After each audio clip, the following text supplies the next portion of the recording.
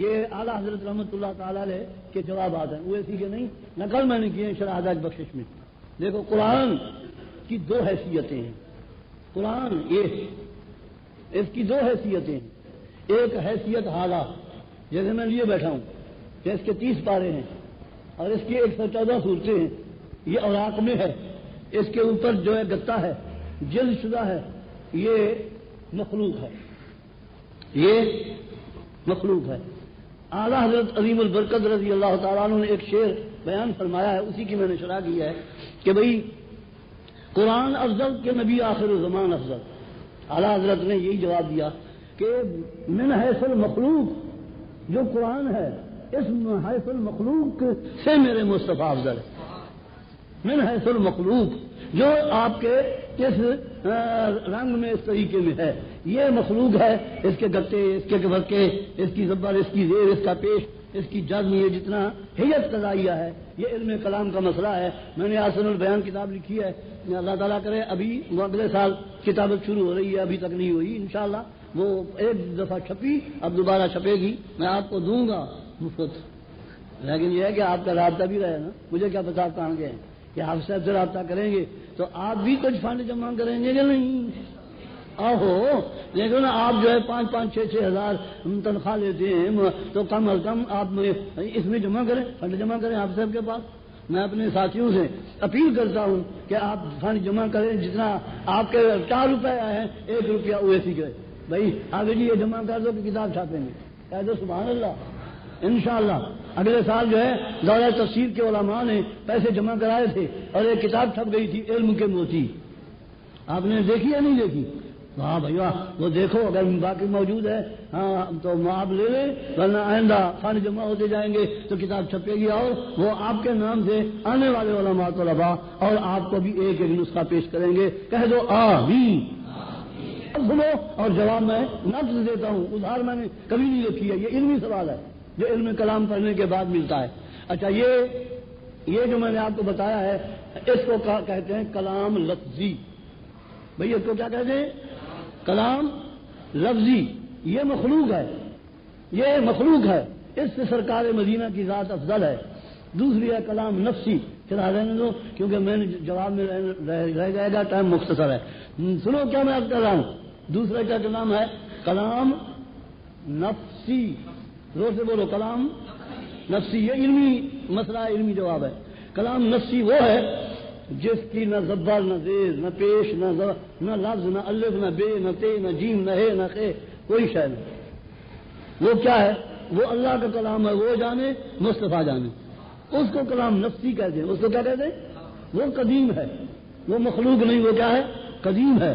وہ نبی پاک کی ذات سے افضل ہے کیونکہ وہ اللہ کی صفت ہے، اللہ کی صفت اور اللہ کا فعل اور اللہ کی ذات مصطفیٰ کی ذات سے افضل۔ یہ اہل سنت کا مطلب لکھا ہوا ہے، اس کے اندر کوئی کمی نہیں ہے۔ تو یہ اس کا سوال کا جواب ہے کہ یہ مخلوق ہے، یہ علمی مسئلہ تھا تو وہ ختم ہو گیا۔ اور حلیب نہیں ہے شاہ، لو اور سوال پڑھو۔ آپ نے حدیث مبارک بیان کی کہ عرب سے محبت کرو، تو وہابی کہتے ہیں کہ حدیث میں ہے کہ اہل عرب کو برا مت کہو، پھر تم نجدیوں کی برائیاں کیوں کرتے ہو، انہیں کافر کیوں نہیں کہتے؟ سنو بھائیو، نجد اور عرب میں فرق ہے کہ نہیں؟ لکھنے والا خود لکھ رہا ہے۔ ہاں، ہم نجدیوں کی مذمت کرتے ہیں، عربوں کی نہیں کرتے۔ ہم اس عرب کی بھی مذمت کریں گے جو ہمارے یار کا دشمن ہوگا۔ یار کا دشمن بھی دشمن ہوتا ہے۔ ابو جہل عربی ہے لیکن ہے بے ایمان۔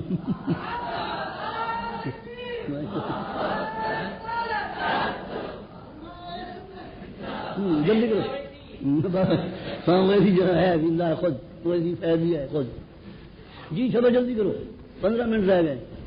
مدینہ شریف وہی جاتا ہے جس کے لیے مدینے سے بلاوا آتا ہے، تو یہ جو غیر مذہب جاتے ہیں ان کے بارے میں یہ دیکھو سوال بہتر ہے، جواب بھی بہتر آئے گا۔ سوال یہ ہے کہ مدینے پاک جانے والے کے لیے تم بہت بڑے فضائل بیان کرتے ہو، تو یہ غیر مذہب بھی جاتے ہیں تو ان کو کیوں تم مذمت کرتے ہو؟ میں کہتا ہوں جاتا ہر کوئی ہے پر قبول ہوتا کوئی کوئی ہے۔ یہ قرآن کا فیصلہ ہے، لا یجاورونک فیہا الا قلیلا ملعونین۔ سورہ احزاب شریف کا حوالہ ہے. اللہ کہتا ہے میرے حبیب تیرے پاس پہلے تو آتے نہیں, اگر آتے بھی ہیں جتنا دیر رہتے ہیں لامتی رہتے ہیں. الا قلیلا ملعونین, تو جانا اور ہوتا ہے اور قبول ہو جانا اور ہوتا ہے. تو اسی لیے ہم ان کی مذمت اس لیے کرتے ہیں کہ نبی کریم صلی اللہ علیہ وسلم کی بے ادبی اور گستاخی ان کے دلوں کے اندر ہے. اور پھر اللہ کے قرآن کے دوسری آیت یہ ہے کہ اگرچہ وہ کہہ رہے ہیں ومن الناس من یقول آمنا باللہ وبالیوم الآخر وما هم بمؤمنین, ظاہر سے کلمہ پڑھ رہے ہیں لیکن مومن نہیں, ظاہر میں مدینے جا رہے ہیں لیکن حقیقت میں جا ہی نہیں رہے. چلو اور سوال کرو. کیا حضور علیہ الصلوۃ والسلام کے علاوہ باقی انبیاء کرام علیہ السلام کی نور ہونے کے بارے میں عقیدہ اہل سنت ہے, اور اس عقیدے کو آپ بیان کریں باحوالہ طور پر. نور جی ہاں دیکھو جی, نور اس روشنی کا نام نہیں, یہ غلط فہمی ابتدائی ہو جاتی ہے. نور اس روشنی کا نام نہیں ہے جو پھیلی ہوئی ہے. نور ایک حقیقت ہے, وہ نور ایک حقیقت ہے جس کے مختلف شعبے ہیں. علم نور ہے لیکن چمکتا نہیں ہے, زبان میں نور ہے لیکن زبان چمکتی نہیں, کان میں نور ہے لیکن کان چمکتا نہیں, ہاتھ کے اندر حصی نور ہے لیکن ہاتھوں میں چمک نہیں ہے. تو معلوم ہوا کہ نور چمک کا نام نہیں, نور ایک حقیقت کا نام ہے. وہ حقیقت اللہ نے ہر نبی کو عطا فرمائی ہے, لہذا ہم ان کو بھی نور مانتے ہیں. ہاں, بنیت الطالبین سیدنا غوث پاک کی تصنیف ہے یا کسی اور کی؟ یہ خیر سوال ایسے ہی ہے. میری اس پر 2 کتابیں ہیں چھپی ہوئی دونوں. ایک غوث پاک وہابی ہیں, کیا غوث پاک وہابی ہیں, یہ عام کتاب ملتی ہے. اس میں نے لکھا ہے دلائل سے کہ بنیت الطالبین حضور غوث اعظم کی طرف صرف منسوب ہے, حقیقتاً آپ کی تصنیف نہیں ہے. حضور کے جوتے کو تصغیر سے نعل کو نعل کہے اور کسی اور چیز کی بھی تصغیر کرتا ہے, چھوٹا کہتا ہے, واجب القتل ہے, برا ہے. تو حضور صلی اللہ علیہ وسلم کی چادر مبارک کو کملی کہنا یہ تصغیر ہے یا درست ہے؟ میں نے پہلے بھی آپ کو سمجھا کہ علماء میں آپس میں ہمارے اختلاف ہو جائے نا, اس کو جو ہے واہ گزار کرو. یہ ان کی اجتہاد ہوتا ہے, تو اجتہاد ہوتا ہے تو غلط بھی ہو جاتا ہے. پھر جس کا غلط ہو یا صحیح ہو آپس میں پھر لڑنے مرنے پہ نہ آ جاؤ. دیکھو یہ لفظ کملی جو ہے یہ تصغیر ہے, کملی تصغیر ہے. اب علمی بات تو علمی تھی کیونکہ ہمارے علماء میں اختلاف چل چکا تھا. میرے پاس بھی سوالات آئے تھے, میری عادت ہے آپس میں سنی لڑ رہے ہوں تو میں کوئی بات نہیں کرتا. جب وہ خاموش ہو جاتے ہیں اللہ تعالیٰ ان کو خود ہی خاموش کرا دے, آمین تو کہہ دو. تو تصغیر نبوت کے لیے حرام ہے, ناجائز ہے. لیکن تصغیر 2 قسم ہے, یہ علمی بات اب جو آخر میں کہہ رہا ہوں. تصغیر کتنا قسم ہے؟ 2 قسم ہے, ایک ہے تذلیل کی, ایک ہے پیار کی. تذلیل جو ہے وہ نبوت کے لیے کفر ہے, وہ واجب القتل ہے. کملی اگر نبی پاک کے لیے کہتا ہے کملی والا تذلیل کے لیے وہ واجب القتل ہے, لیکن ہمارا کوئی سنی تذلیل کے لیے نہیں تحسین کے لیے کہتا ہے. پیاری لگتی ہے اس تصغیر کو پیار کی تصغیر کہتے ہیں. جیسے حسین تصغیر ہے, جو نہ پڑھی ہے جنہوں نے انہیں بتایا. تو اگر پیار سے کہتا ہے کملی تو جائز ہے, اور اگر تذلیل کے طور کہتا ہے واجب القتل ہے. میں بھی کہوں گا. چلو جی. اور دیوبندی حضرات معراج میں سرکار صلی اللہ علیہ وسلم کی سدرۃ المنتہا سے اوپر جانے اور جبریل علیہ السلام کے رک جانے سے سرکار علیہ السلام کی نورانیت کا انکار کرتے ہیں کہ نور پیچھے رہ گیا, مصطفیٰ آگے تشریف لے گئے, تو سنی حضور کو نور مان کر مقام مصطفیٰ کو گھٹاتے ہیں. رہنمائی فرمائیں. یہ بھی پرانے جواب سوال ہیں. بہرحال سنو, ہم کہتے ہیں بشریت افضل ہے, لیکن ہر بشریت نہ جس بشریت کو مدینے کا رنگ ملے گا. ابو جہل کی بشریت افضل نہیں ہو سکتی حالانکہ بشریت ہے. یہ اس سوال کا جواب دے رہا ہوں کہ نور ان کو تم جو ہے گھٹا رہے ہو تو بشریت کو بڑھا رہے ہو. ہم ہر بشریت کو نہیں بڑھاتے, ہم بلال کی بشریت کو بڑھاتے. جو بشریت منسوب جو ہوگی اسی لیے. تو آپ یہ قاعدہ ضرور یاد رکھ لیں کہ یہ دھوکہ دیتے ہیں کہ حضور نبی کریم صلی اللہ علیہ وسلم کی بشریت ہے اور جبریل کی نورانیت ہے, تو نورانیت سے بشریت بڑھ گئی. ہم کہتے ہیں ہر بشریت نہیں بڑھ جاتی, بشریت والا بڑھ گیا ہے. جس بشریت کو جس سے نسبت ہوگی اس کی وہی شان ہوگی جو اس کے مضاف کی ہے. تو حضور نبی کریم صلی اللہ علیہ وسلم کی بشریت نور نرا نور ہے، جبریل علیہ السلام تو سدرۃ المنتہا پہ رہ گئے، آپ آگے لا مقام پہ چلے گئے، تو ہر بشریت کی بات نہیں. جی شوہر کے انتقال کے بعد عورت کی عدت کی حکمت کیا ہے؟ ہاں شوہر کے انتقال کے بعد عورت کی جو عدت ہے اس کی حکمت کیا ہے؟ اگر برات رحم کے لیے ہے تو پھر یہ 3 حیض ہونی چاہیے. میرے عزیز سنو، یہ مسئلہ فقہ کا ہے، اور یہ مسئلہ آپ نے سنا کہ 4 ماہ 10 دن عورت کا شوہر فوت ہو جائے تو عورت کو 4 ماہ 10 دن بیٹھنا پڑتا ہے. تو سوال یہ ہوا ہے کہ اگر ہے حیض کے دیکھنے کا، کیونکہ قاعدہ ہے کہ بھئی پیٹ میں بچہ نہ ہو، تو اس کے 3 حیض مکمل طریقے سے جب آئیں گے سمجھا جائے گا نطفہ نہیں ٹھہرا ہے، پھر یہ دوسرے سے نکاح کر سکتی ہے. یہ ہے حکمت. لیکن حکمت پر اعتراض ہوا ہے، یہ آخر میں یعنی جو اعتراض ہے اس پر ہے کہ حکمت تو اگر ہے تو حیض تو ہوتا ہے مہینے میں 10 دن زیادہ سے زیادہ، پھر اس زیادہ ہو جاتا ہے، تو آگے 4 مہینے اور 10 دن کی کیا ضرورت پڑ گئی ہے. تو آپ کو یاد ہونا چاہیے کہ شریعت مطہرہ کا قاعدہ ہے کہ اس شے اور شے کے لوازمات دونوں سے بچانے کی کوشش کرتی ہے. یاد رکھو یہ قاعدہ ہے کہ شے کے جو اثر وجود ہے وہ 3 مہینے، لوازمات 1 ماہ 10 دن اس لیے اوپر کر دیے گئے کہ بعض عورتوں کے لیے 10 دنوں سے جو اوپر بڑھا ہے تو وہ پھر کئی دن اگلے مہینے کے آ گئے، کئی دن اگلے مہینے کے آ گئے، کئی دن اگلے مہینے کے آ گئے، تو اس لیے احتیاطی لحاظ سے انہوں نے چند دن آگے بڑھا دیے ہیں تاکہ پورے طریقے سے پیٹ والی جو برات ہے وہ صحیح ہو جائے، تاکہ کوئی خلش درمیان میں بچے کے ٹھہرنے کا پیٹ میں نہ ہونا چاہیے. دیکھیے جیسے زنا حرام ہے، بوس کنار بھی حرام ہے. بوس کنار سے تو نطفے نہیں ٹھہرتے، لیکن شریعت کہتی ہے کہ غیر کی عورت کو بوسہ دینا بھی اسی طرح حرام ہے جیسے زنا کرنا حرام ہے. اس کو کہتے ہیں متعلقات، یعنی جب ذات حرام ہے اس کے متعلقات کو بھی اسی میں ملا دیا جاتا ہے. اللہ تعالیٰ ہر شے کا علم رکھتا ہے، کوئی چیز اس سے پوشیدہ نہیں، پھر اس کے لیے غیب تو نہ ہوا، اور قرآن میں اس کی شان عالم الغیب ہے، اس کی کیا تعویل ہے؟ یہ اصل میں سوال ہے وہابیوں کی طرف سے، دیوبندیوں کی طرف سے، اور پھر جواب ہمارا سوال جو انہوں نے کیا ہے، چونکہ بعض صاحبان سوال سمجھ سکتے ہیں بعض نہیں. میں آپ کا سوال سمجھا دوں کہ غیب اللہ کے آگے کوئی شے نہیں ہے، اللہ کے آگے کوئی شے غائب نہیں، تو پھر اس کے باوجود اللہ کہتا ہے میں عالم الغیب ہوں. یہ اصل میں وہابیوں نے سوال کیا کہ نبی پاک پر جب غیب کھل گیا تو پھر کیوں کہتے ہو نبی غیب جانتا ہے. یہ سوال اصل میں وہابیوں کی طرف سے تھا. اب میں جو جواب بناؤں گا وہ تمہارے اس سوال کا جواب بن جائے گا. بھائی یہ دیکھیے یہ جو باہر بیٹھے ہیں ان کے لیے یہ سپیکر غائب ہے، میرے لیے غائب نہیں، آپ کے لیے غائب نہیں، ہم دیکھ رہے ہیں ہمارے سامنے ہے. تو اس کے باوجود بھی تم کہتے ہو حضور غائب جانتے ہیں، حالانکہ حضور کو تو اللہ تعالیٰ نے جتلا دیا، اللہ کو تعالیٰ کو تو کوئی چیز پوشیدہ نہیں. تو اس کو کہتے ہیں اضافی غیب. یہ علمی جواب ہے. اس کا کیا نام ہے؟ اضافی غیب. یعنی اللہ کریم فرما رہا ہے میں وہ غیب جانتا ہوں جو دوسروں سے غیب ہے، میں اس غیب کو جانتا ہوں. غور کرو، اس کو کہتے ہیں اضافی غیب. کیا مطلب؟ یعنی اللہ کہتا ہے میرے لیے تو کوئی چیز پوشیدہ نہیں، جن لوگوں کے لیے یہ چیز پوشیدہ ہے اس غیب کو میں جانتا ہوں. میرا نبی جو فرشتوں کو غیب ہیں ان کو وہ دیکھ رہا ہے، لیکن چونکہ تمہارے لیے فرشتے غیب ہیں اسی لیے میرا نبی غیب کو جانتا ہے. یہ میں نے آپ کو اور زیادہ واضح کر دیا ہے. بھئی حضور کے آگے فرشتے غیب تھے یا کھلے؟ فرشتے حضور کے آگے کھلے تھے، غیب کھلے تھے.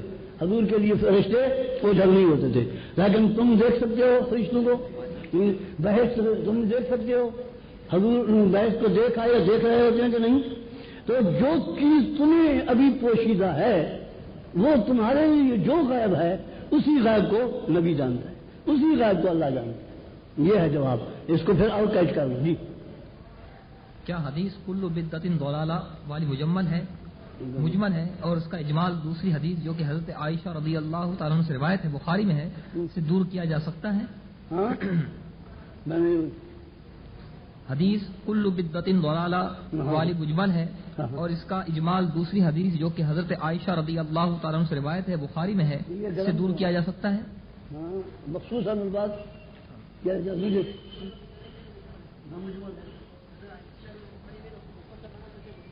ہاں ٹھیک ہے، وہ تو کل جواب پرسوں جواب آ، یہ باسی سوال ہے، باسی روٹی آپ بھی نہیں کھاتے، میں یوں سوال کے جواب دوں، لیکن دینا فرض ہے۔ سنو، جو کلو بدعت ضلالہ مجمل ہے،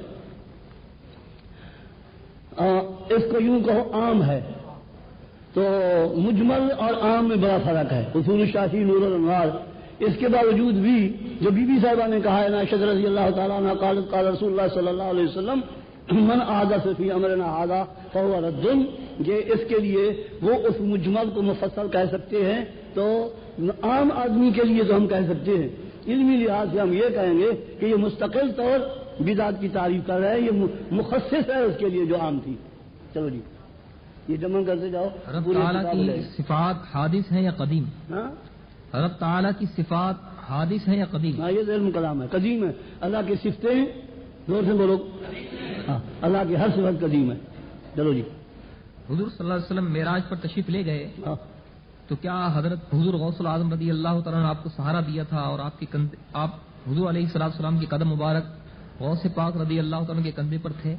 یہ کوئی واقعہ؟ ہاں یہ چونکہ ہمارا اپنے سلسلہ قادریہ کی حیثیت ہے، وہ ہے تفریح الخاطر میں، گلدستہ کرامات مفتی غلام محمد لاہوری، یہ دو حوالے آپ اپنے پلے باندھ لیں۔ اعلیٰ حضرت عظیم البرکت رضی اللہ عنہ فتاوی کرامات غوثیہ وہ بھی چھپ چکا ہے، فتاوی رضیہ میں بھی آ گیا ہے کہ سہارا دینے والا کلمہ یہ لوگ ضد سے کہہ دیتے ہیں۔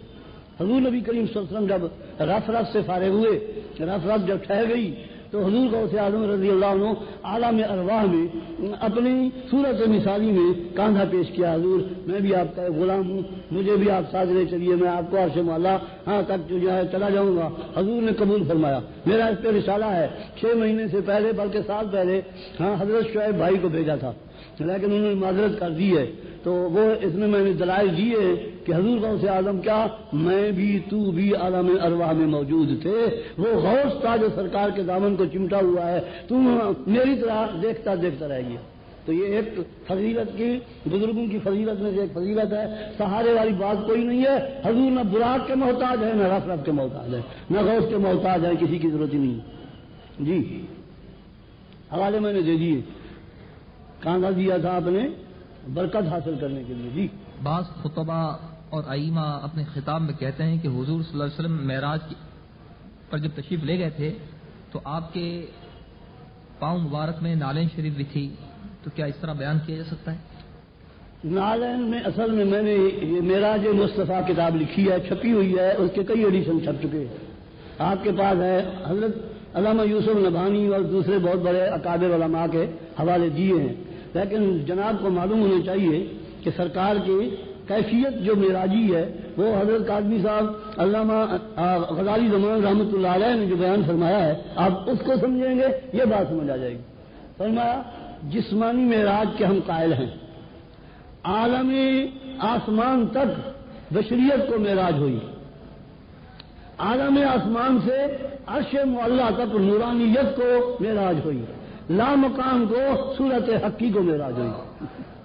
مجھے تو جس طرح کی سرکار کی حیت بدلتی جا رہی ہے، نالین کی حیت بھی بدلتی جائے گی۔ یہ جو تم ذہن میں ڈالتے ہو کہ حضور کے نالین مبارک جو ہیں یہ کیسے عرش پہ پہنچ گئے ہوں گے، تو میں کہتا ہوں کہ جیسی معراج ہے نالین کی کیفیت بھی وہی ہے۔ اچھا اب دوسرا جواب یہ ہے کہ اگر بہشت تک حضرت بلال کے ٹوٹے پھوٹے جوتے کو لیا جا سکتا ہے تو نورانی جوتا مصطفیٰ کا عرش پہ بھی لیا جا سکتا ہے۔ یہ میرے کتاب کو پڑھیں، اس کا نام ہے معراج مصطفیٰ، چھپی ہوئی کئی ایڈیشن چھپے ہیں۔ جی حضرت ایوب علیہ السلام کے بارے میں بھی عوام میں یہ مشہور ہے کہ معاذ اللہ ان کے بدن میں کیڑے پڑ گئے، تو کیا اس طرح بیان کیا جا سکتا ہے؟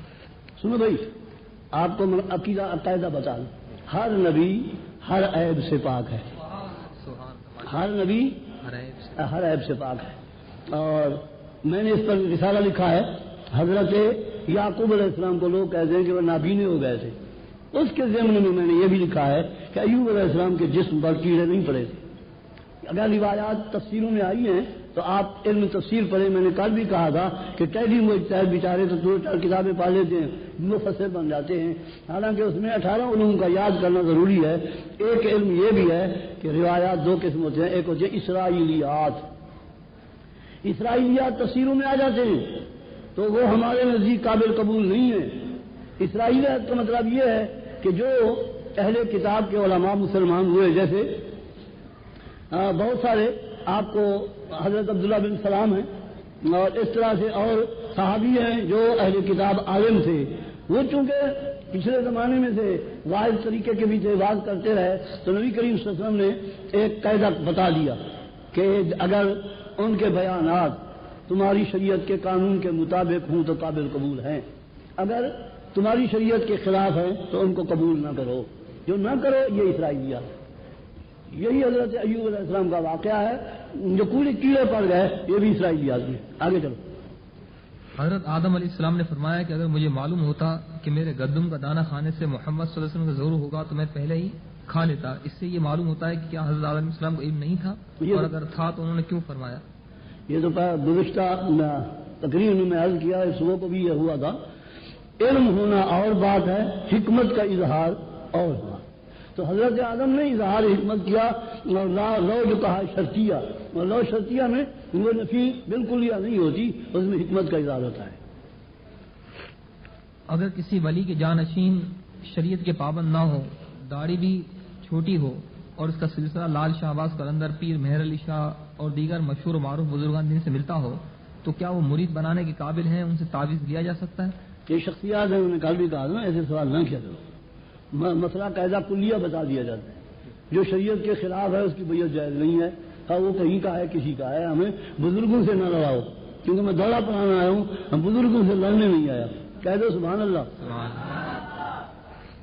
حضور صلی اللہ علیہ وسلم کے متعلق دیوبندی کہتے ہیں کہ غیب کی خبریں ہیں مگر علم میں غیب نہیں ہے. ہاں, یہ ایسے ہے کہ بھئی وہ کہے کہ بھئی ناک ہے لیکن ناک نہیں.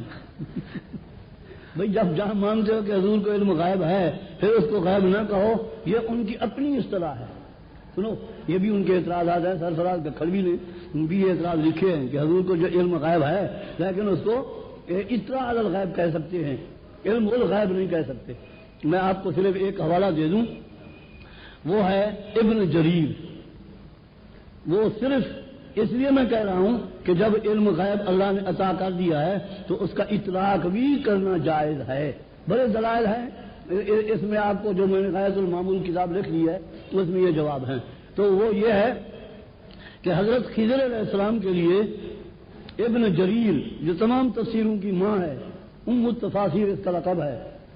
ابن جریر پارا 15واں من لدن کا جو آیا ہے حضرت خضر علیہ السلام کے لیے, من لدنی میری طرف سے, اس کو علم لدنی اس کے ماتعلق لکھا ہے. 15واں پارا آخری رکوع سے پہلے جو آیت ہے یہ من لدنی, تو اس میں لکھتے ہیں کانا یعلم الغیبا, کانا یعلم الغیبا. یہ ایک حوالہ ہے. جیسے وقت مختصر ہے تو اس پر میرے غایۃ المعمول کا مطالعہ کریں. اور سوال,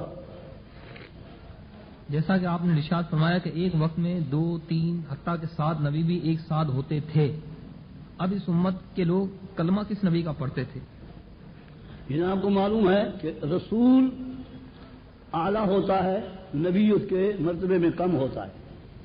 بہت سارے نبی پیغمبر جو اپنی شریعت کو چلاتے رہے وہ پچھلے نبی کی شریعت کے مطابق چلاتے رہے. تو یہ تو تھا رسول جس کے پاس صحیفہ آئے, کتاب آئے. نبی وہ ہے جس کے پاس صحیفہ آئے نہ آئے, یہ عام لفظ ہے. تو اللہ تعالیٰ نے جن نبیوں کو جس علاقے کا گھر ایک ہوتا لیکن موضع تقسیم ہوتے, ایک گھر میں بیٹھے ہیں, ایک اخوند مسجد کا امام ہے, ایک معصوم بخاری کا امام ہے, اور ایک بابا بخاری کی مسجد کا امام ہے. گھر ایک ہے, امام مختلف ہیں. تو ایسے ہی جس علاقے کے لوط علیہ السلام نبی تھے ان کی امت لوط علیہ السلام کا کلمہ پڑھتی تھی. جو اسماعیل علیہ السلام جس علاقے کے نبی تھے اس علاقے کے لوگ اسماعیل کا کلمہ پڑھتے تھے. کیوں سمجھ لو کہ بھائی جیسے امام مختلف ہوتے ہیں, گھر ایک ہوتا ہے, ان کے علاقے مختلف ہوتے تھے. علاقائی طور وہ نبی ہوتے تو علاقے کے طور وہ اس کا کلمہ پڑھتے تھے. سمجھ گئے ہوں گے؟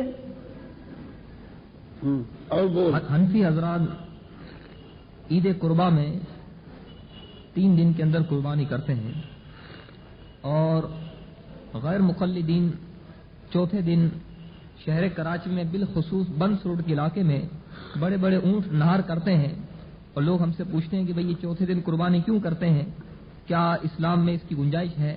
وضاحت کے ساتھ تفصیل وار جواب ارشاد فرمائے۔ میرے عزیزو سنو، ہر مذہب اپنے طور کوئی نہ کوئی دلیل دیتا ہے، ضروری نہیں کہ وہ دلیل ہو، یہ ضروری نہیں کہ وہ دلیل ہو، دلیل وہ ہے جو قرآن و حدیث کے مطابق ہو۔ انہوں نے کوئی تصریح بات کوئی نہیں کی ہے کہ قربانی 4 دن ہے۔ سنی، حنفی، شافعی، حنبلی یہ کتنے دن کرتے ہیں؟ 3 دن، 10، 11، 12، 13ویں دن کوئی قربانی نہیں۔ غیر مقلدین نے اجتہاد کیا ہے، جو کہتے ہیں ایام تشریق 4 ہیں تو قربانی بھی 4 دن۔ ایام تشریق 4 دن ہیں، عصر کی نماز تک آپ ہر نماز کے بعد اللہ اکبر اللہ اکبر، انہیں ایام تشریق کہتے ہیں، انہوں نے اس سے استدلال کیا ہے۔ میں عبدالستار جو آپ کے ہی کراچی کا ایک مفتی گزرا ہے، مر گیا وہاں دلی میں، تو فتاوی یہاں چھپا ہے، اس کا نام ہے فتاوی ستاریہ، سمجھ آ رہا ہے؟ جو حوالہ دے رہا ہوں کہ ان کے پاس دلیل ہوتی ہے لیکن دلیل کا کوئی ڈھنگ ہو۔ اس نے کہا کہ مرغی کے انڈے کی قربانی بھی جائز ہے۔ میں نے کہا قربان جاواں، انڈے کی قربانی، انڈا ایک لے لو اور جا کے کسی فقیر کو دے دو، قربانی ہو گئی۔ اب میں کہتا ہوں کہ بھئی کسی حدیث میں ہے؟ ہاں، اچھا کہاں؟ انہوں نے کہا مشکات میں، بخاری میں۔ وہ کیسے؟ دیکھو حضور نے فرمایا صلی اللہ علیہ وسلم کہ جمعہ کے دن جو پہلے ٹائم آئے گا اس کو اونٹ کے صدقے کا ثواب ملے گا، صدقہ قربانی کو کہتے ہیں۔ پھر دوسرے ٹائم آئے گا تو اس کو گائے کے قربانی کا ثواب ملے گا۔ قربانی اور سوتا و لفظ، اگر امام صاحب خطبے کے لیے کھڑے ہوئے اس وقت پہنچا تو اس کو انڈے کی قربانی کا ثواب ملے گا، لہذا ثابت ہوا کہ انڈے کی قربانی جائز ہے۔ یہ ابھی چھپا ہے، آپ برنس روڈ پر رہتے ہوں گے، میں وہاں کتابیں منگواتا رہتا ہوں، وہاں اس کتاب کا نام ہے فتاوی ستاریہ، 3 جلدیں اس کی چھپی ہے۔ ان کو کہو کہ بھئی یہ جو تم نے انڈے کی قربانی کا جواز ثابت کیا ہے باقی حدیث سے تو ہے، لیکن استدلال کے لیے بھی کوئی منہ چاہیے تو احمد رضا کا چاہیے، منہ چاہیے تو امام ابو حنیفہ کا چاہیے، دلیل کے لیے علم چاہیے تو ائمہ مجتہدین کا چاہیے۔ اب میں آپ کو ان کے سنا ہوں کہ حدیث ضرور ہوتی ہے، کہہ دو سبحان اللہ، لیکن حدیث سمجھنے کے لیے بھی چاہیے تو دماغ چاہیے۔ ابو حنیفہ امام شافعی، امام احمد حنبل، امام مالک۔ سنو، ایک ان کے وہابی نے کہا کہ جب تم استنجا کرو اس کے بعد فوراً وتر پڑھ لیا کرو۔ کیا سن رہے ہو بھائی؟ کیا سن رہے ہیں مسئلہ؟ کہ جیسے کہ بھائی قربانی چوتھے دن، ایسے ہی یہ ہے کہ بھئی قربانی جہاں چوتھے دن، کیونکہ حدیث سے ثابت ہے۔ اس نے بھی کہا کہ وتر پڑھو استنجے کے بعد، حدیث سے ثابت ہے۔ خدا کا بندہ کہاں ہے حدیث؟ انہوں نے کہا دیکھو حدیث ہے، کہاں حدیث ہے؟ مشکات میں نبی کریم صلی اللہ علیہ وسلم نے ارشاد فرمایا اذا استجمرتم فاوتروا، جب تم استنجا کرو تو وتر پڑھو۔ بھائی ہے کہ نہیں؟ میں عربی پڑھ رہا ہوں، اذا استجمرتم فاوتروا، اوتروا میں وتر پڑھو، اور استجمرتم جب تم استنجا کرو۔ یہ باب الاستنجا میں ہے، بخاری میں ہے، تو اب حدیث میں ہے۔ ہمارے لوگ بولے والے ہیں نا، بھیڑ کے بکرے، کیوں سے چلے گئے جہاں بھی انہوں نے کہا ابھی حدیث میں ہے۔ حدیث میں کب ہے؟ حدیث میں ہے لیکن اس کا دماغ خراب ہے، سمجھنے کا اسے طریقہ نہیں آتا ہے۔ حالانکہ مطلب یہ ہے کہ جب تم ڈھیلو سے استنجا کرو تو تاک دفع کرو، وطر میں تاک ہوتا ہے، اس میں وطر یہی سمجھ لیے جو عشاء کی نماز کے بعد پڑھے جاتے ہیں۔ یہ ہے مسئلہ، اور بھی میں چلا جاؤں تو 20 بجا دوں۔ ہمارے امام اعظم ابو حنیفہ رضی اللہ تعالیٰ عنہ ہمارے امام ہیں، ان کے مقلد ہم ان کے مقلد ہیں، مگر کچھ مسائل میں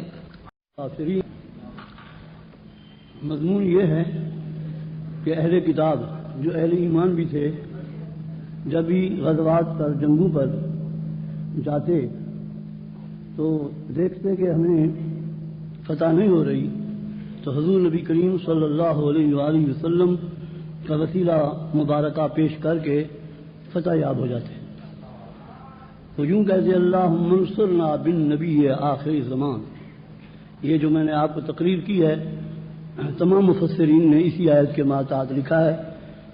تو آپ حوالہ جات کے لیے جو تفسیر دیکھیں گے تقریباً آپ کو یہی حوالہ ملے گا جو میں نے عرض کیا ہے.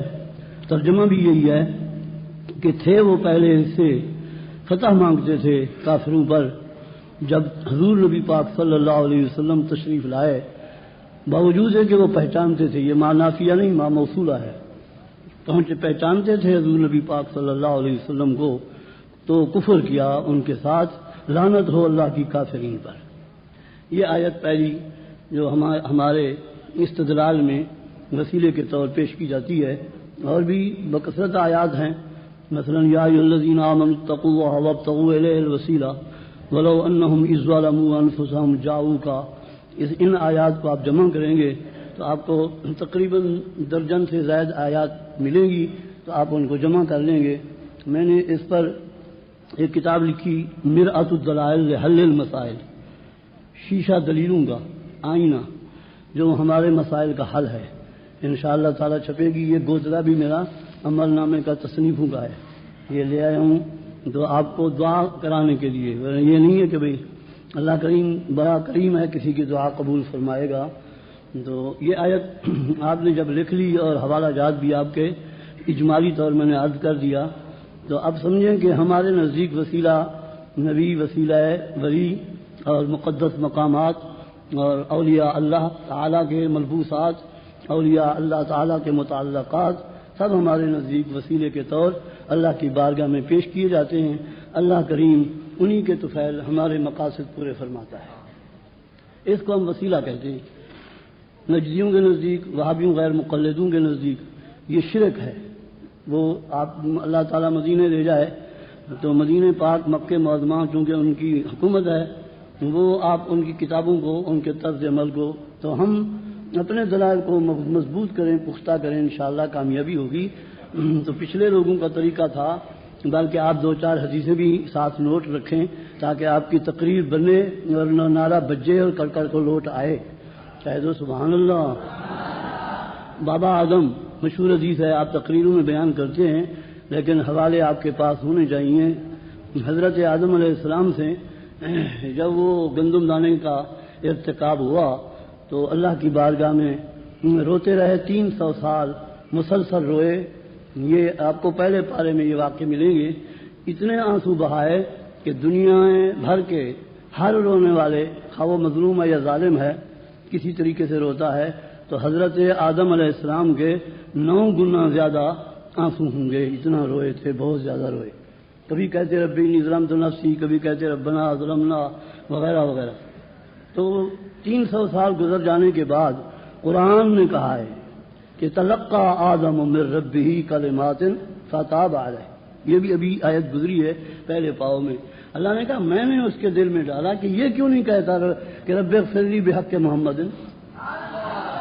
یہ اللہ نے خود تلقى آدم من ربه کلمات، کلمات سے مراد ہے وسیلہ رسول صلی اللہ علیہ وآلہ وسلم. شاہ عبدالحق محدث دہلوی اور اسی طرح کے مفسرین نے کلمات سے مراد نبی پاک صلی اللہ علیہ وسلم کی ذات گرامی مراد لی ہے. تو اللہ کریم نے جب خود ہی القاء فرمایا ہے تو معلومہ منشا یہی ہے کہ میری بارگاہ میں وسیلہ محبوب کا پیش کرے، میں کام بنا دوں. ورنہ کام کرنے والا وہ خود ہے، اس کے لیے کوئی دشوار نہیں، وہ مالک ہے. لیکن اس کی منشا یہی ہے، جیسے میں آپ کو پہلے بھی ایک تقریر کر چکا کہ لو شاء لہداکم اجمعین، سب کو ہدایت دے سکتا ہے لیکن وہ دیتا نہیں. تو پہلے اپنے بندوں کے وسیلے کو دیکھتا ہے، اس کے بعد وہ بندے کا کام بنا دیتا ہے، کرنے والا وہی ہے. تو یہ حدیث جو میں پڑھ رہا ہوں، آدم علیہ السلام رو رو کے تھک گئے، آخر میں کہا رب اغفر لی خطیئتی بحق محمد صلی اللہ علیہ وآلہ وسلم. خود اللہ نے پوچھا کیف عرفت محمد صلی اللہ علیہ وسلم. تو آپ پھر یہاں پہ ایک میری طرف سے ایک لفظ بڑھا دیں کہ وہ جب کہ شاہرگ کے قریب ہے، علیم بذات صدور ہے، عالم الغیب والشہادہ ہے، پوچھتا کیوں ہے؟ معلوم ہوا پوچھنا، سوال کرنا لا علمی کی دلیل نہیں، حکمت ہوتی ہے. حضور نبی پاک صلی اللہ علیہ وسلم بارہا صحابہ کرام سے کوئی بات پوچھتے تو یہ کہتے ہیں کہ دیکھو حضور کو علم ہوتا تو وہ کیوں پوچھا ہے، آپ یہ حدیث پیش کریں، اور صحیح ہے اعلیٰ حضرت عظیم البرکت رضی اللہ تعالیٰ عنہ نے کئی اس کے اسنادات ذکر فرمائے ہیں، اور میں نے اس کو ندائے یا رسول اللہ کتاب میں درج کر دیے ہیں۔ آپ اگر میری کتاب پڑھیں گے ندائے یا رسول اللہ، اس کے کئی ایڈیشن چھپے ہیں، اب بھی عام ہے، ملتی ہے، تو اعلیٰ حضرت عظیم البرکت کے فیض سے وہ ساری آپ کو اس سمجھے ملیں گی، اور فرمایا رجالہ رجال صحیح ہے، اس کے جو جتنے راوی ہیں، رجال اسناد میں راوی کو کہیں گے، راوی اس کے تمام صحیح بخاری صحیح مسلم کے مطابق ہے، تمام رجال صحیح ہے، تو صحیح حدیث ہے۔ اس کا جواب یہ دے دیں کہ یہ ضعیف ہے، تو آپ یاد رکھ لیں حدیث ضعیف نہیں ہوتی، ان کا ایمان ضعیف ہوتا ہے، صحیح ہے حدیث۔ تو جب آدم علیہ السلام سے اللہ نے پوچھا کیف عرفت محمد صلی اللہ علیہ وسلم، تو آدم علیہ السلام نے عرض کیا لما خلقتنی ونفخت فی من روحک فنظرت الی ساق العرش مکتوبا لا الہ الا اللہ محمد رسول اللہ صلی اللہ علیہ وآلہ وسلم۔ تو آدم علیہ السلام کا بھی یہی منشا تھا جو اہل سنت کو نصیب ہے کہ اللہ جانتا ہے، اس کی حکمت ہے، ورنہ آدم علیہ السلام ہمارے ابا ہیں، ان کا ہمارے عقیدے سے کروڑوں درجہ زیادہ پختہ عقیدہ تھا کہ اللہ کے لیے جانتے ہیں کہ وہ میرے اندر کے حالات کو جانتا ہے، پھر بھی وہ حال دینے شروع کر دیتے ہیں۔ تو یہی عقیدہ اہل سنت کو نصیب ہے، شکر کیا کرو، اعلیٰ حضرت کا احسان مانا کرو، انہی کی مہربانی ہے کہ مجموعہ جتنا ہی دریا بہ رہے تھے دلائل کے وہ انہوں نے اپنی تصانیف میں جمع فرما دی۔ یہ مطالعہ کرو، آپ کو اس طرح کا، یعنی ایک تو ہے طرفداری، ایک ہوتا ہے یاری، ایک ہوتی ہے عقیدت۔ تو میں نہ عقیدت کو، نہ یاری کو، نہ طرفداری کو، بلکہ عام طور کہتا ہوں کہ ہر مصنف کے آپ تصنیفوں کو دیکھیں، پھر اعلیٰ حضرت کی تصنیفوں کو دیکھیں کہ بھئی انہوں نے کیا دریا بہائے۔ تو آدم علیہ السلام نے عرض کی اللہ جب میں نے آنکھ کھولی تو عرش پہ لکھا ہوا تھا لا الہ الا اللہ محمد رسول اللہ، تو اس کے بعد علمت انہ احب الخلق الیک، مجھے اس وقت یقین ہو گیا کہ وہ جس کا نام تیرے نام کے ساتھ لکھا ہوا ہے وہ تمام مخلوق سے تمہیں زیادہ محبوب ہے۔ ابو نعیم کی روایت میں آگے یوں لکھا کہ یا آدم صدقتا لو لا ہو ما خلقتک، اگر وہ نہ ہوتے تو بھی نہ ہوتا۔ ہاں، یہ انہی کا صدقہ ہے کہ تو ہے، دنیا ہے ساری۔ تو اس کے بعد آپ تقریروں میں آگے بڑھائیں کہ پھر صرف عرش کی تو انہوں نے اس لیے نام لیا ہے کہ دیکھتے ہوئے پہلے نظر ان کی عرش پر پڑی، ورنہ بہشت کے درخت کے پتے پر اللہ نے لکھوا دیا محمد محمد محمد صلی اللہ علیہ وسلم۔ حوروں کے ماتھے پر، فرشتوں کے ماتھے پر جگہ جگہ حضور نبی کریم صلی اللہ علیہ وسلم کا اسم گرامی تھا۔ یہ تو تقریری حیثیت ہے، دلیل کے لحاظ سے تو پتہ چلا نبی کریم صلی اللہ علیہ وسلم کا وسیلہ آدم علیہ السلام نے دیا، تو پھر اللہ تعالیٰ نے فرمایا غفرت لک۔ اب فرمایا ہے بعض کو اتنا بڑا حال ہوا لینے دینے کے بعد، پہلے ہی کہہ دیتا میں نے تجھے بخش دیا، بس جان چھٹی۔ آگے مضمون تمہارے ہمارے لیے بڑھایا ہے کہ ان کی اولاد کو حیا کرے، ان کو چاہیے کہ اپنے بابے کے حال کو پڑھیں۔ تو جو نہیں مانتا ہے جائے جہنم جائے، ہم نے تو پہلے ہی کہہ دیا ہے کوئی پیو کو نہیں مانتا تو نہ مانے، ہم نے تو یار مان لیا۔ یہ حضور نبی کریم صلی اللہ علیہ وسلم کے وسیلہ مبارک کی پہلی حدیث ہے۔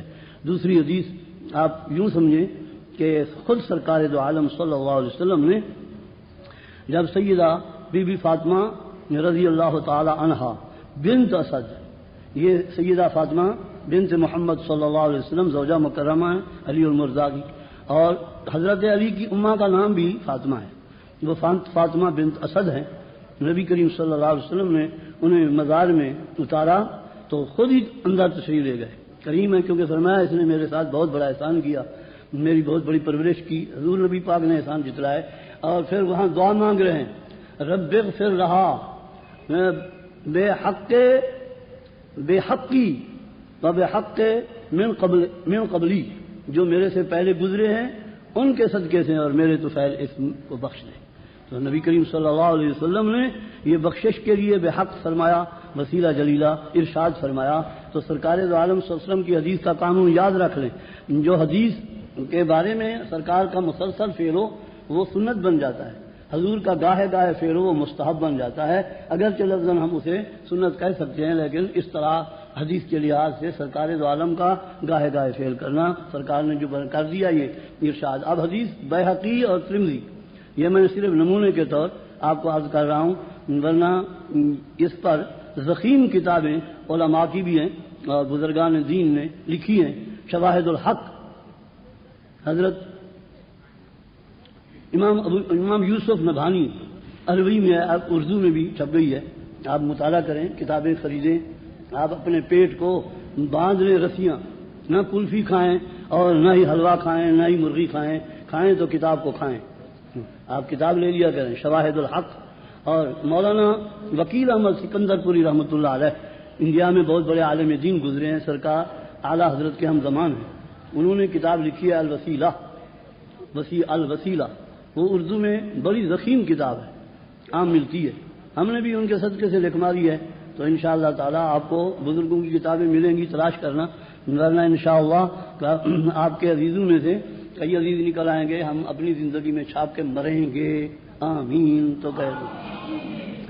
یہ حضور نبی کریم صلی اللہ علیہ وسلم کی صحیح حدیث ترمذی شریف میں ہے، ترمذی شریف میں حضور نبی پاک کی بارگاہ میں ایک نابینا آیا، عرض کی یا رسول اللہ صلی اللہ علیہ وسلم دعا فرمائیے مجھے آنکھیں مل جائیں۔ سرکار نے انہیں فرمایا وضو کر، 2 رکعت نماز نفل پڑھ۔ 2 رکعت نفل پڑھی، بارگاہ حبیب میں بیٹھا، آپ نے اس کو یہی دعا سکھائی، اللہم انی اتوسل الیک بنبیک محمد نبی الرحمت صلی اللہ علیہ وسلم۔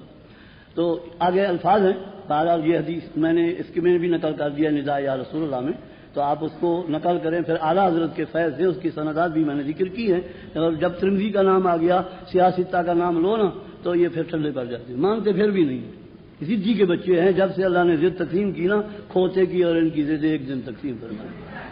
آپ کو چاہیے کہ بھئی ہم حدیث کو مانیں، وہ جس کی سند مل جائے، کہیں گے نہیں بس نہیں ہے تو جہنم میں، ہم نے تو تمہیں سند دکھانی ہے، سند کے تم عاشق ہو، سند صحیح ہے، ترمذی شریف سیاستہ کے 3 نمبر پر ہے۔ تو حضرت انس راوی ہیں رضی اللہ عنہ فرماتے ہیں ہم نے دیکھا کہ جو ہی دعانا پڑھنے کے بعد یہ دعا مانگی نا تو پہلے نابینا تھا، بینا ہو گیا، ہمارے ساتھ بیٹھ کے اس نے کھانا کھایا اور کئی عرصے دراز تک وہ زندہ رہا، تو یہ نبی کریم صلی اللہ علیہ وسلم نے خود سکھایا، اور پھر الفاظ یہ بھی ہیں کہ یا محمد صلی اللہ علیہ وسلم، یا رسول اللہ انی اتوجہ بکا الی ربی لتقضی لی حاجتی۔ آگے جملہ دوسرا بھی میں نے چلو پڑھ دیا ہے تاکہ ہمارا دوسرا مسئلہ بھی ثابت ہو جائے کہ سرکار کا وسیلہ اور سرکار کو ندا کرنا، اور پھر محدثین علامہ عینی صدر بخاری میں ابن حجر اور دوسرے محدثین نے لکھا کہ یہ ہر زمانے میں اس دگانے کو پڑھنے کے بعد ہر مشکل حل ہوتی ہے۔ شمع شبستان رضا میں لکھا ہے کہ انسان تنہائی میں مغرب کے بعد بیٹھ کر دگانا پڑے گھر میں مسجد میں نا 120 بار اسی جملے کو دہرائے، 120 بار اسی جملے کو دہرائے، 41 دن پڑھنے کے بعد مشکل حل ہو جائے گی۔ یعنی وہ اس کا جواب یہ دیتے ہیں کہ وہ تو حضور نے اس کو سمجھایا تھا تو یہ اس تک محدود رہا، کیونکہ وہ چور کے بچے ہیں نا، جو بات بتائیں گے غلط بتائیں گے، اگلا بیچارہ ہوتا ہے اس کا مطالعہ ہوتا نہیں، 12 تقریریں پڑھی، بعض کی کتابیں پڑھی، اس کے بعد وہ خاموش نہیں، ارے مطالعہ کرو گے تو تمہیں خود اپنے دلائل اپنے سینے میں مل جائیں گے۔ نبی کریم صلی اللہ علیہ وسلم کا صدقہ ہے، تو فرمایا کہ آج تک اس کو مشکل کی حل میں پڑھا جاتا ہے، پڑھتے ہیں، کرتے رہتے ہیں۔ تو آپ کو نمونے کے طور میں حدیث نقل کراتا چلا جا رہا ہوں، ورنہ اس کے تو انبار ہیں، پہلے بھی عرض کیا۔ اب صحابہ کرام میں بھی یہی معمول رہا۔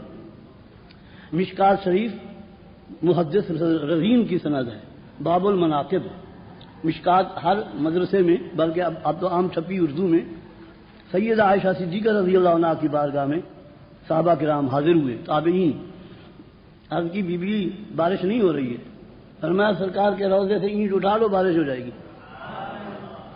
یہ رضین کی محدث ہیں بہت بڑے، انہی کی سند کے ساتھ صاحب مشکات نے باب المناقب میں یہ روایت نقل کی۔ اب میں اس پہ تھوڑا سا تبصرہ کر دوں، سنا دوں کہ بی بی صاحبہ نے یہ طریقہ اس لیے بتایا کہ امت ہے بھولی والی، انہیں نہ انی اسالو کا آئے گا، نہیں انی اتوسلو آئے گا، تو ان کو میں طریقہ بتا دوں کہ بھائی کام کرنا تمہارے ذمے، مشکل حل کرنا اس کے ذمے، وسیلہ بنانا تمہارے ذمے، یہ صرف وسیلہ بنا لو، اینٹ اٹھانے کا کیا مانا، نہ نفل پڑے نہ دعا میں پڑے، نہ ہی دعا مانگی، بس صرف اینٹ اٹھائی، بارگاہ ہے ولی میں آ جاؤ، دعا مانگو، جو طریقہ آتا ہے اللہ تعالیٰ کریم ہے، مہربان ہے، تمہارے مشکل کو حل کرتا ہے۔ تو ہم پھر آگے دیکھیے، سرکار نے حضرت عمر اور حضرت علی کو میرے پیران پیر سیدنا اویس کرنی کے پاس بھیجا، مشہور حدیث ہے، اور میں نے اس پر کتاب لکھی، اتنا موٹی ہے، چھپی ہے کئی ایڈیشن، اور آپ کو اپنے مطالعے کے لیے عرض کر دوں کہ اشاعت اللمعات جلد پنجم، اس میں ذکر الشام والیمن، اس میں شاہ عبد الحق صاحب نے 5 اوراق بھر دیے ہیں احادیث سے کہ یہ روایات صحیح ہیں، ان میں بعض ضعیف ہیں، تو ضعیف حدیث صحیح کے سہارے سے وہ بھی صحیح مانن بن جاتی ہے۔ تو انہوں نے طبرانی کی روایتوں میں سے خود ملا علی قاری جو ہمارے محدثین میں بہت بڑے محدث، فقیہوں میں بہت فقیہ اور 11ویں صدی کے مجدد، ان کو بھی مجددین میں دیوبندیوں نے بھی لکھا ہے، اہل سنت نے بھی لکھا ہے، حضرت ملا علی قاری، انہوں نے ایک مستقل ایک رسالہ لکھا ہے عربی میں، وہ میرے پاس قلمی ہے، خدا کرے وہ کسی وقت مجھے چھاپنے کی توفیق مل جائے۔ تو اویس کرنی رضی اللہ تعالی عنہ تابعی ہیں، حضرت عمر اور حضرت علی صحابی نہیں بلکہ خلیفہ راشد ہیں۔ خلیفہ راشد جو ہے اونچا مرتبہ ہے، نبوت کے بعد صدیق اکبر، پھر فاروق اعظم، پھر عثمان غنی، پھر علی المرضی، اتنا بہت بڑے خلفاء راشدین کو حضور فرماتے ہیں میرا یار بیٹھا ہے یمن میں، جاؤ۔ اب یہ لوگ کہتے ہیں کہ سفر کرنا ولیوں کے درباروں کے لیے شرک ہے، تو حضور کیوں بھیج رہے ہیں، سرکار کیوں بھیج رہے ہیں؟ اگر ہم داتا کے پاس جاتے ہیں، بابا کے پاس جاتے ہیں، سیون شریف جاتے ہیں، تو ہمارا جانا سنت حبیب ہے۔ سنت 2 قسم ہے، سنت قولی اور سنت فعلی ہے۔ سنت قولی ہے اور صحابہ کا عمل کرنا، وہ سنت فعلی ہے، علیکم بسنتی و سنت الخلفاء الراشدین۔ اور وہاں ان کو صرف ملنے ملانے کی نہیں فرمایا، جاؤ ان کو کہو میری امت کے لیے دعا مانگو، میری امت کی بخشش ہو جائے۔ اب یہ کہتے ہیں کہ بھئی بزرگوں کے پاس جانا مسئلے مسائل سیکھنے کے لیے، مسئلے مسائل سیکھنے کے لیے جاؤ تو جائز ہے، اور اگر اللہ والوں کی زیارت کے لیے جاؤ تو شرک ہو جاتا ہے۔ یہ کہاں کی منطق ہے؟ پھر پڑھتے ہیں لا تشد الرحال الا الى المساجد الصلاۃ۔ ہاں یہ وہ تو بہت بڑا قصہ ہے، اگر میں تقریر چھیڑ دوں تو کوٹا یاد آ جائے گا۔ قمیض دیا تھا، قمیض پیران مبارک دیا تھا، وہ ہمارے بھاولپور میں آپ آئیں، میں آپ کو زیارت کراؤں۔ جو سرکار نے اللہ سفر ہے نا، میں ساری چیزیں پھیلاؤں تو سبحان اللہ، اللہ کریم کی مہربانی۔ تو جبہ مبارک ہمارے بھاولپور میں وہی جو سرکار نے حضرت عمر کو دے کر بھیجا تھا، وہ حضرت اویس کرنی نے پہنا، امت کے لیے دعا مانگی۔ تو حضور نبی کریم، ہم نے تو دلیلیں آپ کو یاد کرانی ہیں، ویسے میں بات کروں تقریر کروں تو انشاءاللہ تعالی آپ میری تقریر بھی سنتے ہوں گے، تو بہرحال جیسے آتی ہے کرتے رہتے ہیں، جھجکتے نہیں کسی سے۔ ہاں سن لو کہ وہ جو جبہ بہاولپور میں آیا ہے، شیخ وان ایک بستی ہے، اس میں وہ حضرت اویس کرنی رضی اللہ عنہ نے وصیت فرمائی تھی کہ جس کو یہ پیران پورا آ جائے اسی کو دیں۔ تو حضرت جلال الدین مخدوم جہانیہ جہاں گشت رحمۃ اللہ علیہ، جو اس شریف میں بہت بڑی بارگاہ ہے، وہ پڑھنے گئے، عرب میں پڑھتے پڑھتے امام یافعی کے پاس پہنچے۔ امام یافعی استاد الحرمین کسی زمانے میں تھے اور حضور غوث اعظم رضی اللہ عنہ کے اولاد میں تھے۔ امام یافعی بڑے مشہور ہیں، جنہوں نے روض الریاحین کتاب لکھی ہے، روض الریاحین کا مطالعہ کرو، اردو میں بھی چھپی ہے بزم اولیاء کے نام سے۔ تو حضرت مخدوم جہانیہ رحمۃ اللہ علیہ ان کے پاس پڑھتے تھے، تو مشہور تھا کہ بھئی ایک پیران کسی کو صحیح نہیں اتر رہا، تو انہوں نے کہا میں بھی اپنی قسمت آزمائی کر لوں۔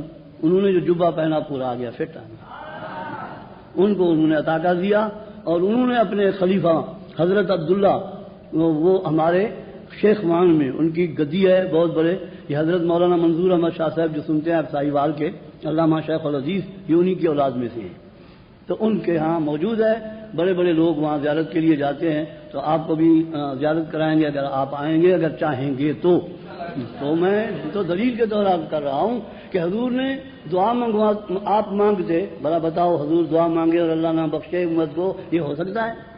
حضور تو جانتے ہیں کہ میں مانگتا رہتا ہوں، مانگتا رہوں گا، تو اس کے باوجود امت کو سمجھانا تھا کہ میں اپنے یاروں کو بھیج رہا ہوں، تو میرے یاروں کی پیروائی میں داتا کے پاس جانا، بابے کے پاس جانا، خیرمن جانا، ہاں بزرگان دین کی درگاہوں میں جانے۔ وہ کہتے ہیں کہ یہ تو مردے تمہارے ہیں، ہمارے زندہ ہیں، تمہارے مر گئے ہمارے زندہ ہیں، ہم اولیاء کو زندہ مانتے ہیں۔ تو اسی لیے حضور نبی کریم صلی اللہ علیہ وسلم نے ان کو سفر کرایا، تشریف لے گئے، دعا منگوائی۔ حضور نبی کریم صلی اللہ علیہ وسلم کی سنت ہے وسیلہ جلیلہ لینا اولیاء اللہ کا، وہ زندہ ہیں یا عالم برزخ میں ہیں تو مشکلیں حل ہوتی ہیں۔ اب میں آپ کو 2-4 حدیثیں اور عرض کر دوں تاکہ موضوع پختہ ہو جائے۔ وہ یہ ہے کہ سوال کرتے ہیں کہ امن یجیب المضطر اذا دعاہ ویکشف السوء، اللہ کہتا ہے میرے سوا کون مشکلیں حل کرتا ہے۔ دوسری آیت پڑھتے ہیں اجیب دعوت الداع اذا دعان فلیستجیبوا لی، میرے سے ہی دعا مانگو، ہر دعا مانگنے والے کی دعا میں ہی قبول کرتا ہوں۔ تو جواب دیں کہ ہمارا عقیدہ بھی یہی ہے۔ بات ہو رہی ہے وسیلے کی کہ اللہ نے آیتوں میں کہاں روکا ہے کہ وسیلہ نہ بناؤ، اور یہ قاعدہ بھی آپ یاد رکھ لیں کہ قرآن کی آیت کا مضمون آیت تک محدود رہے گا۔ جب قرآن میں یہی ہے کہ میں دعا قبول کرتا ہوں، ہمارا عقیدہ بھی دعا یہی ہے کہ عقیدہ اللہ تعالیٰ ہی سب کی مشکل حل کرتا ہے، اللہ ہی سب کی دعا سنتا ہے، اللہ ہی سب کی مانتا ہے۔ باقی رہا یہ کہ اللہ والے کو درمیان میں وسیلے بنانے میں ایک نقطہ یہ ہے کہ اب ترمذی شریف باب القصب یہ ملائیں، کڑی سے کڑی ملائیں، آپ کا جواب بن جائے گا۔ نبی کریم صلی اللہ علیہ وسلم فرماتے ہیں باب القصب کہ بندہ جب دعا اٹھا کے لیے ہاتھ اٹھاتا ہے تو مثلا یوں کہتا ہے کہ یا اللہ میرا حال دیکھ، جواب ملتا ہے پہلے تو نامہ اعمال دیکھ، پہلے تو اپنے کردار کو دیکھ۔ عربی کے الفاظ سرکار کے یہ کہ مأکلہ حرام مشربہ حرام ملبسہ حرام فانا یستجاب لہ، اس کا کھانا حرام کا، پینا حرام کا، اس کے لباس حرام کا، اس کا کرتوت خراب ہے، میں تیری دعا کیسے؟ فرمایا منہ پہ مار دو۔ یہ ہے ہمارے عام لوگوں کے لیے حدیث ہے ترمذی شریف، سیاہ ستہ کی ہے کہ بندہ کیوں بھاگا بھاگا کبھی کسی کے در پر ہے کبھی کسی کے در پر ہے، وہ کوئی غلط نہیں کر رہا، وہ تو ترلے کر رہا ہے کہ کہیں میری مشکل حل ہو جائے۔ یہ اللہ تعالیٰ نے خود ہی دروازے دکھائے ہیں، وَلَوْ أَنَّهُمْ إِذْ ظَلَمُوا أَنفُسَهُمْ جَاءُوكَ، غلطی خدا کی کرو جاؤ مصطفیٰ کے پاس۔ یعنی یہ بھی عجیب بات ہے کہ بھئی مجرم میرا ہے میں کہوں جمیل کے پاس جاؤ، تو یہ اللہ کریم نے تو نظام بنایا ہے، قرآن میں اس کا انتظام ارشاد فرمایا، تو باب یہ اللہ کریم نے خود ہی دروازے دکھائے ہیں۔ اب میں آپ کو سیاستہ کی کچھ سی حدیث پیش کروں کہ بھئی ہم نے تو ترلے مار لیے، کریم ہے ویسے قبول کر لے، وہ مالک ہے، جہاں ضائع نہیں کرتا، اعلیٰ حضرت عظیم البرکت کما قربان جائیے ان کے نام پر کہہ دو سبحان اللہ۔ احسن الوعاء میں بے شمار روایتیں نقل فرمائی کہ اللہ کسی بندے کی دعا ضائع پھر بھی نہیں کرتا۔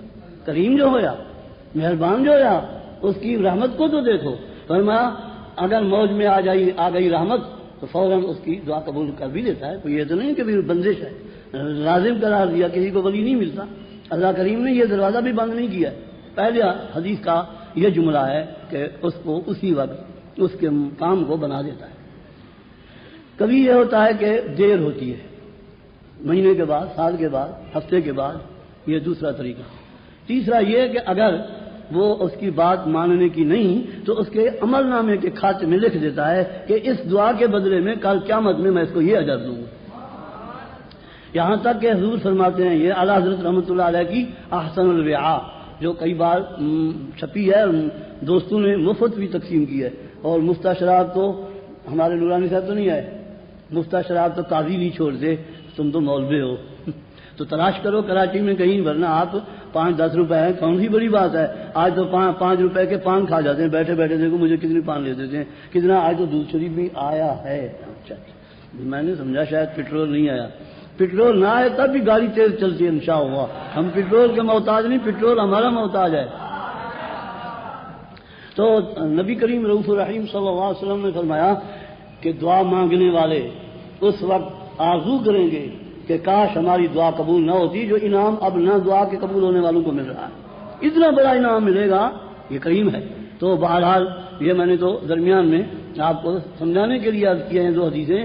اب اصل حدیث سنیے کہ ہم ان کے در پر اس لیے جاتے ہیں کہ حدیث قدسی میں ہے، بڑی حدیث ہے، لَإِن سَأَلَنِي لَأُعْطِيَنَّهُ، یہ جملہ آپ نے نقل کرنا ہے، لَإِن سَأَلَنِي لَأُعْطِيَنَّهُ وَلَئِنِ اسْتَعَاذَنِي لَأُعِيذَنَّهُ، یہ حدیث قدسی ہے، کیونکہ وہ جو حدیث ہے کہ بندے کو میں يَتَقَرَّبُ إِلَيَّ بِالنَّوَافِلِ حَتَّىٰ أَحْبَبْتُهُ فَإِذَا أَحْبَبْتُهُ كُنتُ سَمْعَهُ الَّذِي يَسْمَعُ بِهِ، یہ بَصَرُهُ الَّذِي يُبْصِرُ بِهِ، یہ وہی حدیث ہے۔ اس کا آخری جملہ یہ ہے کہ اگر میرے سے میرا بندہ مانگے تو میں ضرور ضرور ضرور ضرور دوں۔ اور پھر میرے سے نحو بھی پڑھ لیں کہ اللہ کریم نے جہاں پہ لام تاکید نون سکیلے کا لگائے وہاں قسم محذوف ہوتی ہے. کوئی اللہ کہتا ہے مجھے قسم ہے اپنی ذات کی، عبد القادر کہے تو صحیح، ہاں مجھے معین الدین اجمیری، بہاؤ الدین نقشبند، مجدد الثانی کہے تو صحیح، احمد رضا محبوب مجھے کوئی کہے تو صحیح. لام شرطی ہے، لام ہے تاکید کی، آگے نون سکیلے کا آیا ہے. اللہ کہتا ہے مجھے قسم ہے، یہ کہیں تو صحیح، ان کے کہنے کی دیر ہے، میرے دینے کی دیر ہی کوئی نہیں. اب اللہ وعدہ کر رہا ہے کہ نہیں؟ تمہارا حال تو یہ ہے کہ مارو بے ایمان کے منہ پر اور بری کے لیے کہتا ہے یار تم مانگ تو صحیح، دوں گا بھی دوں گا، دیر کوئی نہیں، میرے خزانے میں کوئی کمی ہے. دیکھو لا عالمی یہ جملہ شرطی ہے، شرط مربوط ہوتی ہے جزا سے. جو شرط واقع ہو گئی تو جزا واقع ہو گئی. داتے کے سامنے کہہ رہا ہے، داتا جاگ رہا ہے، وہ اس کی بات سنتا ہے، کہتا ہے یا اللہ آیا ہے، چلو آیا ہے در کے، آئے کی لاج رکھنی ہے، کام بنا دے. یہ پھر مانگنے کا بھی ڈھنگ ہوتا ہے، تو بہت سارے لوگوں کی بات نہیں ہوتی تو وہ اپنے ہماری خامی ہوتی ہے. بہرحال آپ حدیث سن لیں. ایک تو تاکید ہے کہ اللہ نے قسم بیان فرما کے یہ جملہ بیان فرمایا ہے، اور پھر لام تاکید کا ہے، نون سکیلے کا ہے، جملہ فعلیہ اور یہ سکیلے کے ساتھ ہے، استمرار کا متقاضی ہے. تو فرمایا بس کوئی وقت کی پابندی نہیں ہے، رات کو جائے دن کو جائے، اللہ والے کی دعا مستجاب ہوتی ہے. لا انسالنی لا اعطینہ، اور اگر تم میرے سے مانگو تو میں تمہیں دوں گا. اب ہنسنے باتیں کرنے گاڑی دیکھنے کی ضرورت نہیں ہے. میں 3-4 گھنٹے آپ کو اس میں سبق میں مصروف رکھوں گا، آپ میرے میں مصروف رہیں. آئندہ جو ہے میں اوپر ہی بیٹھ جاؤں. پھر آپ باتیں کرتے ہیں مجھے درد ہوتا ہے. سنو، لام تاکید کا، نون سکیلے کا، جملہ فعلیہ استمراریہ اور قسم، اتنا تاکید کے باوجود اگر کوئی منحوس نہیں مانتا ہے تو جائے جہنم. ہم نے تو مان لیا کہ بھئی اللہ کریم نے کہا تم مانگو، میں فوراً تقدیر بھی میں بدل دیتا ہوں. سمجھ آیا؟ دوسری حدیث ہے، وہ بھی مشکات میں ہے، باب فضل الفقر. فرمایا لو اقسم علی اللہ لابرہ، میرا بندہ قسم کھا کے کوئی بات مجھے کہے تو کہتا ہے اللہ تعالیٰ اس کی قسم کو پورا کرتا ہے. کہ کہے بھائی میرا محبوب بندہ قسم کھا رہا ہے، ارے اللہ بڑھیا کا بیڑا گم ہے، غرق ہے، مہربانی کر جلدی طرح. اللہ نے کہا میرا محبوب تو مانگتا ہے تو چلو 12 سال کیا، میں تو 100 سال کے بعد ہی مردے زندے کرنے والا ہوں. یہ اشکالات پیش کرتے ہیں. بڑھیا کا بیڑا پڑھو، میری کتاب بڑی، ابھی آپ پیدا نہیں ہوئے تھے تو میں نے لکھی اور کئی بار چھپی ہے، مگر اس پہ چیلنج بھی ہے، کوئی اس کے رد کرنے والا ماں کا لال ہے ہی نہیں، نہ ہوا نہ ہوگا. اللہ ہاں دیکھیے وہ کہتے ہیں نا کہ 12 سال تو 12 سال ہے. خدا 12 سال کے بعد ہم نے یہ تھوڑا کہا ہے کہ بھئی غوث اعظم نے روح ڈالی ہے، روح ڈالنے والا تو اللہ ہے، غوث اعظم نے تو ہاتھ اٹھائے. ہاں انہوں نے کہا بس مانگے، یہ مانگے بس ان کے مانگنے. لا انسالنی، میں نے سوال کا کہا ہے، لو اقسم علی اللہ ہے، قسم کھانے کا کہا ہے. تو یہ 2 حدیثیں آپ کو کام دیں گی. اب آپ کو میں تقدیر بدلنے کی بھی روایات قائم کر دوں اور اس کے بعد دوسرا موضوع جی تو چاہتا ہے ایک ہی موضوع پہ بیٹھے رہیں، 1000 سال گزر جائے، نہ میں بیان سے باز آؤں نہ آپ دیکھنے سننے سے باز آئیں. آمین تو کہہ دو. اب سنو، تقدیر 3 قسم ہے. آپ کو بہر شریعت کے حصے اول میں یہ یکجا مل جائیں گی، اور نقش بندیوں کی بہترین تفسیر مظہری. یعنی اسی لیے میں کہتا ہوں کہ بھائیو بھائی بن کے رہو. دیکھو کیسی تفسیر ہے، تفسیر مظہری نقش بندی کی ہے. حضرت مولانا قاضی ثناء اللہ پانی پتی یہ نقش بندی ہیں، تو ہمارے نقش بندی حضرات قادریوں کے محبوب بن جائیں اور قادری نقش بندیوں کے محبوب بن جائیں، چشتی قادریوں کے اور سور ورزی نقش بندیوں کے بھائی بن جاؤ. کہہ دو سبحان اللہ. بس یہ میں چاہتا ہوں. میں کراچی میں پہلے بھی کئی بار دورے پڑا ہے، بہت بار وہاں ملیل میں